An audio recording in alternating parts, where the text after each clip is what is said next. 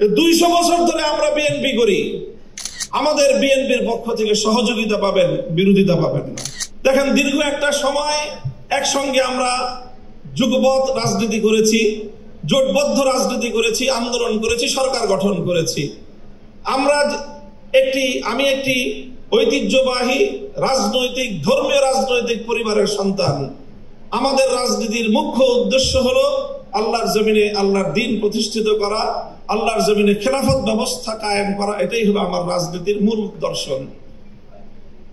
তবে আপনারা যেই রাজনীতি করেন সেই রাজনীতির সাথে আমাদের রাজনীতির কিছুটা পার্থক্য আছে।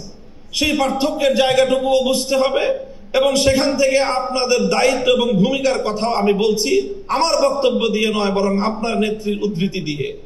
বেগম জিয়া আমাদেরকে বলেছেন অনেক সময় যে, দেখেন হুজুর, আমরা ইসলাম প্রতিষ্ঠার রাজনীতি আমরা করি না, তবে আমাদের পরিষ্কার অবস্থান হলো এই যে আপনারা যদি ইসলাম প্রতিষ্ঠা করবার জন্য দেশে রাজনৈতিকভাবে সামনে অগ্রসর হয়ে যেতে পারেন, আমাদের বিএনপির পক্ষ থেকে সহযোগিতা পাবেন, বিরোধিতা পাবেন না।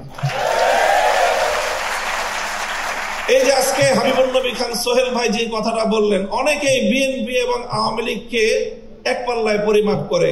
আমি মনে করি এটা অনেক বড় অবিচার।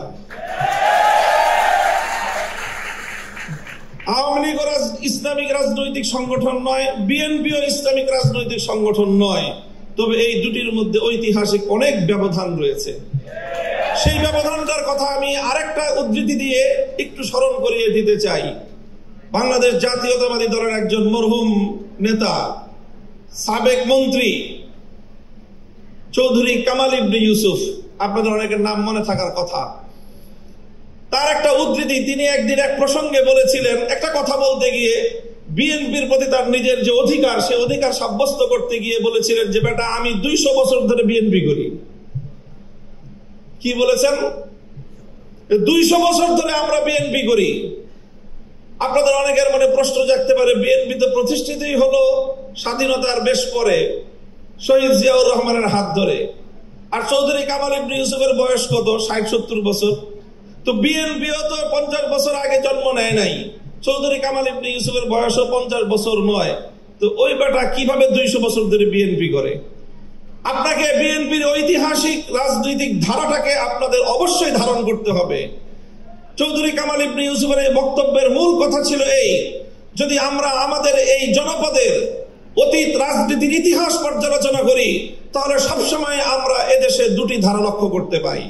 সেই অবিভক্ত ব্রিটিশ আমল থেকে যখন ঢাকা বিশ্ববিদ্যালয় প্রতিষ্ঠার ঘোষণা এসেছিল, যখন ঢাকাকে কেন্দ্র করে পূর্ববঙ্গের উত্থানের ঘোষণা এসেছিল, যখন মুসলিম জাতিসত্তা প্রতিষ্ঠার ঘোষণা এসেছিল, তখন এই বঙ্গ অঞ্চল থেকে কিছু মানুষ তারা ঢাকা বিশ্ববিদ্যালয় প্রতিষ্ঠার বিরোধিতা করেছিল। তারা ঢাকাকে কেন্দ্র করে পূর্ববঙ্গের উত্থানকে ঠেকিয়ে দিতে চেয়েছিল, যারা মুসলিম জাতিসত্তার বিরোধী ছিল। এই ঐতিহাসিক ধারা সেই ব্রিটিশ আমল থেকে চলে এসেছে। আর এই ধারায় এইভাবে দুটি ধারা প্রতিষ্ঠিত হয়েছে, সংঘাত চলেছে, লড়াই চলেছে। একটি ধারা ছিল পূর্ববঙ্গ কেন্দ্রিক এই বাংলাদেশি জাতীয়তাবাদ তথা মুসলিম জাতীয়তাবাদের, মুসলিম জাতিসত্তা গঠনের যে ঐতিহাসিক ধারা, এই ধারার যারা রাজনীতি করে, জাতীয়তাবাদী দল বিএনপি সেই ধারারই প্রতিনিধিত্ব করে। কাজে বিএনপিকে যেমন এই কথাটা মনে রাখতে হবে, যারা বিএনপির সমালোচনা করে তাদেরকেও এই কথাটা মনে রাখতে হবে।